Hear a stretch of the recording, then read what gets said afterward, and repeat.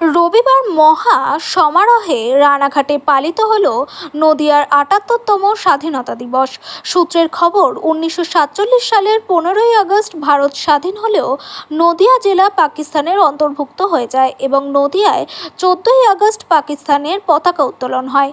কিন্তু সেই সময় শ্যামাপ্রসাদ মুখোপাধ্যায়, নদিয়ার রাজা সহ অন্যান্যরা ও নদিয়ার সাধারণ মানুষ প্রতিবাদে নামেন। আর এরপরই ১৮ই আগস্ট নদিয়া ভারতের অন্তর্ভুক্ত হয়। আর সেই দিনটিকে স্মরণ করে রবিবার রানাঘাটে স্বাধীনতা দিবস পালন করল রানাঘাট স্বাধীনতা দিবস উদযাপন কমিটি। রবিবার সকালে কোটপাড়া তটিনীতে সকাল ৯টায় জাতীয় পতাকা উত্তোলন করেন রানাঘাট পৌরসভার চেয়ারম্যান কৌশল দেব বন্দ্যোপাধ্যায়। তিনি বলেন, আমরা এই স্বাধীনতা দিবস ২৮ বছর ধরে করে আসছি। এই বছর আরজিকর ঘটনায় আমরা আড়ম্বর ও নানা অনুষ্ঠান বাতিল করেছি।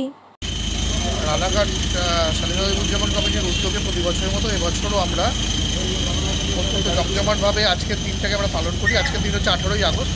কারণ আপনারা জানেন ১৫ই আগস্ট ১৯৪৭ নদিয়া ভারত অন্তর্ভুক্তি ঘটেনি।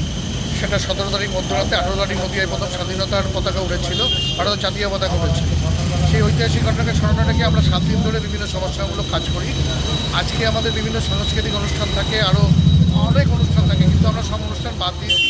একটা শোকাবহ পরিস্থিতি আরজিকর ঘটনার পরে চলছে। আমরা আজকে ঠিক ৯টায় জাতীয় পতাকা উত্তোলন, আমাদের পুরস্কার বিতরণগুলো করেছি।